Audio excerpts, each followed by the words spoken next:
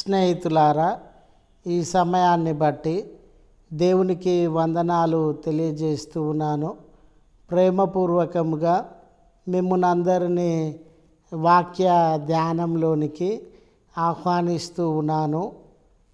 సిలువకు శత్రువులు అనే ఆలోచనను మీ ముందు ఉంచడానికి ఇష్టపడుతూ ఉన్నాను గనుక పూర్తిగా దేవుని యొక్క వాక్యమును మీరు ఆలకించాలని మీ కుటుంబ సభ్యులతోనూ తోటి విశ్వాసులతోనూ ఈ వాక్యాన్ని షేర్ చేసుకోవాలని, మీ ప్రార్థన అవసరతలను కామెంట్స్ రూపంలో తెలియజేయండి.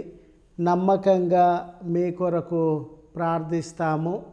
మరి మీ ఆధ్యాత్మిక జీవితములకు ఈ వీడియో ఉపయోగకరంగా ఉండినట్లయితే దయచేసి ఈ ఛానల్ను సబ్స్క్రైబ్ చేసుకొనవలసినదిగా మనవి చేస్తూ ఉన్నాను. లేఖనము ఫిలిప్పీయులకు రాసిన పత్రిక 3వ అధ్యాయము 18వ వచనము. అనేకులు క్రీస్తు సిలువకు శత్రువులుగా నడుచుకొనుచున్నారు. వీరిని గూర్చి మీతో అనేక పర్యాయాలు చెప్పి ఇప్పుడును ఏడ్చుచు చెప్పుచు ఉన్నాను.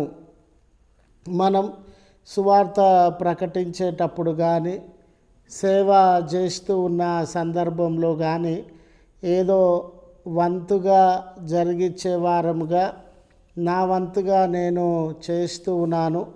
వారిలో మార్పు కలగకపోని వారు దేవుని యొద్దకు వస్తే రాని, రాకపోతే రాకపోని చెప్పడం నా బాధ్యత.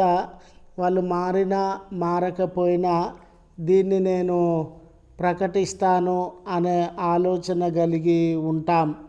అయితే పౌలు తన సువార్త ప్రకటించుచు ఉన్న సందర్భంలో దేవుని సువార్తకు అనేకుల మధ్యలోనికి తీసుకొని వెళ్తూ ఉన్న సందర్భంలో ఎంతో భారంగా, ప్రార్థనాపూర్వకంగా వినేవాళ్ళు ఖచ్చితంగా సువార్తను అంగీకరించాలని, వారు రక్షణ అనుభవంలోనికి రావాలని, నశించిపోవచ్చు ఉన్న ఆత్మల పట్ల ప్రేమ కలిగి, బాధ్యత కలిగి సత్యాన్ని వారు గ్రహిస్తే బాగుండు, సత్యాన్ని వారు అంగీకరిస్తే బాగుండు, సత్యం వైపు వారు మరలుకొంటే బాగుండు అనే ప్రేమ, ఆశ కలిగి అతడు సువార్తను ప్రకటిస్తూ ఉన్నాడు.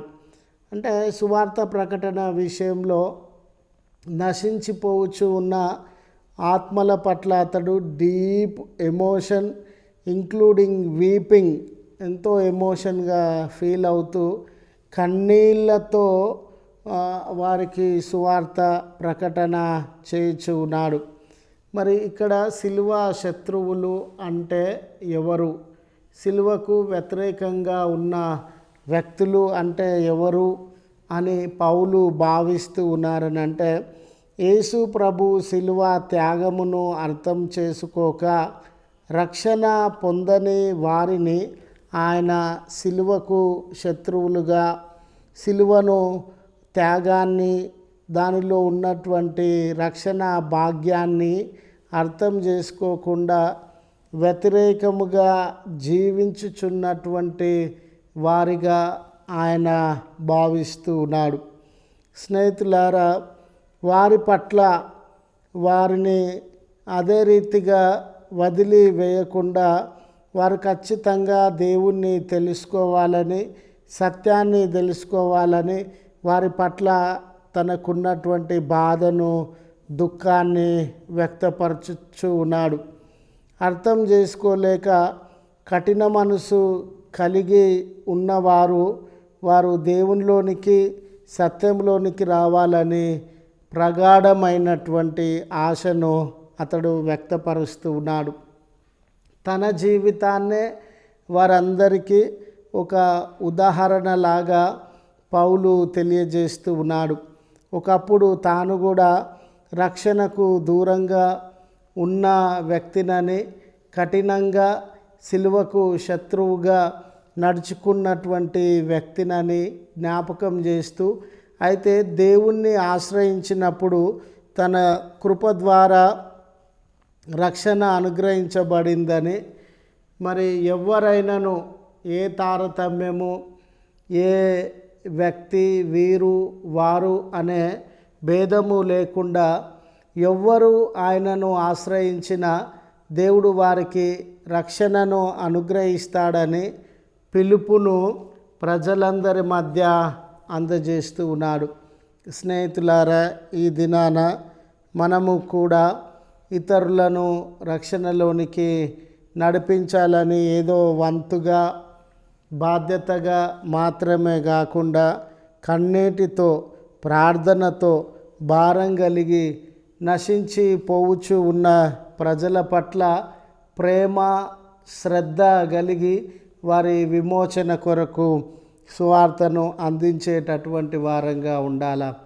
ఊరికే మన వ్యక్తిగత జీవితము దేవునికి దూరంగా ఉండకుండా పౌలులాగా మన వ్యక్తిగత జీవితం కూడా ఒక సాక్షిగా ఉండాలని జ్ఞాపకము చేస్తూ ఈ మాటలను ముగిస్తూ ఉన్నాను. ప్రార్థించుదము. కృపగల తండ్రి, ప్రేమగల మా రక్షక, నీ పరిశుద్ధ నామమునకు వందనాలయ్యా.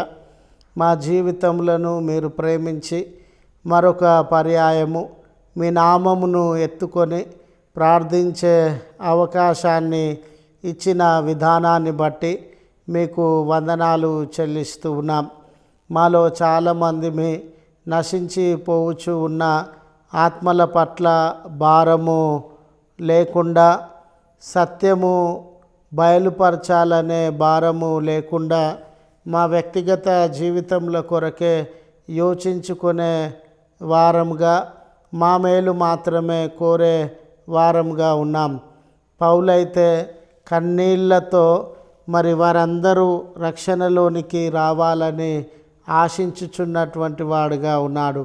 ఈ దినాన అటువంటి ఆశ, భారము, ప్రేమ ప్రజలందరి పట్ల మాకును అనుగ్రహించుమని దయగల తండ్రి, ఈ ప్రార్థనలో ఏకీభవించుచు ఉన్న బిడ్డల జీవితంలో ఏ కష్టాలు, శ్రమలు, దుఃఖములు, లేమి, కొరత, భారములు ఉండినట్లయితే వారి ప్రార్థనలను అంగీకరించి మేలును దయచేయమని క్రీస్తు పేరట వేడుకొనుచున్నాము తండ్రి. ఆమెన్. తండ్రి, కుమార, పరిశుద్ధాత్మ త్రియేక దేవుని దీవెన మనందరికీ తోడయుండి మనలను కాపాడునుగాక. ఆమెన్.